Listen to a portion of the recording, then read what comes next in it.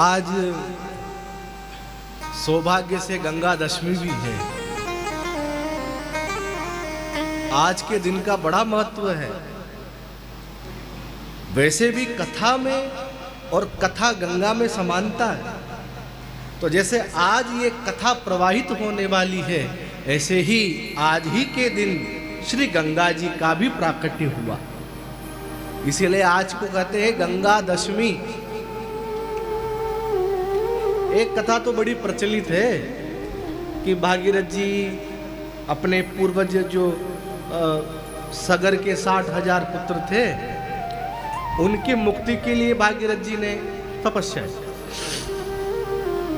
और एक बार की तपस्या में गंगा जी आ गए ऐसा नहीं।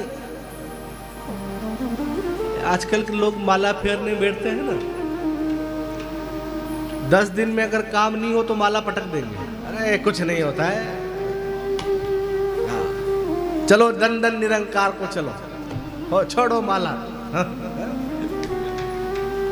लेकिन गंगा जी जब आई तो अंशुमान, असमंजस, दिलीप, पीढ़ियां खप गई। पीढ़ियां गंगा जी करते करते पूरी हो गई तो गंगा जी आई। इतना धैर्य जब किसी भक्त में होता है तब उसकी मनोकामनाएं पूर्ण होती। अच्छा, देवी भागवत में गंगा अवतरण की कुछ अलग कथा है। देवी भागवत में तो गंगा जी की ऐसी कथा है कि एक बार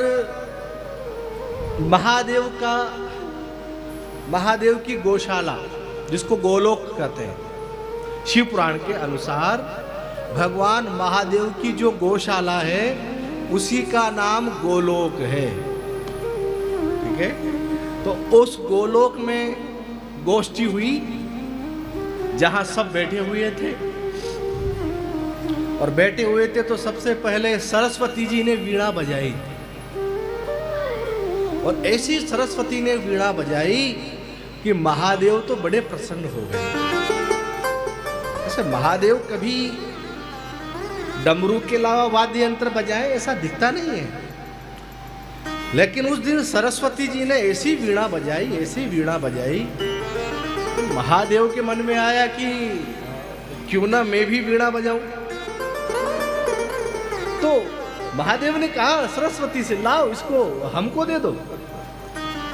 महादेव ने उस गोलोक में वीणा को बजाना प्रारंभ किया। और जब वीणा को बजाना प्रारंभ किया तो जब साक्षात देवाधिदेव महादेव वीणा को बजा रहे हैं तो कैसी वीणा की आवाज आई।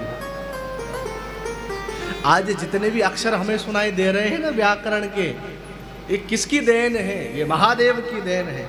महादेव का डमरू बजा और फिर उससे आई ऊण, ये सब आप जो संस्कृत जानते हैं वो सब उसमें निकला। तो महादेव ने वीणा बजाई। और जब वीणा बजाई तो देवी भागवत में लिखा, उस वीणा के स्वरों को सुन करके राधे कृष्ण प्रकट हो गए।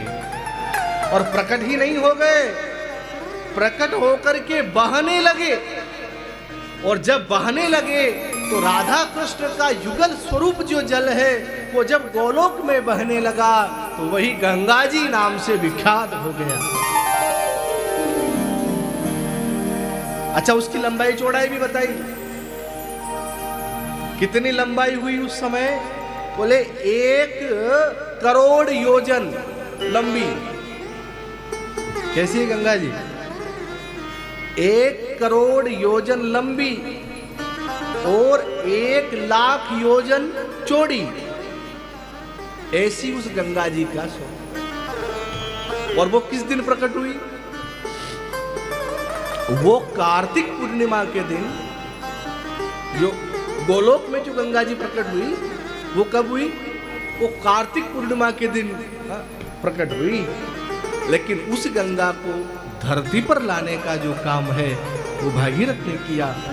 और वो कब आई? बोले वो गंगा दशमी, आज वो दशमी का दिन था। इसलिए इसको गंगा दशमी या गंगा दशहरा बोला जाता है।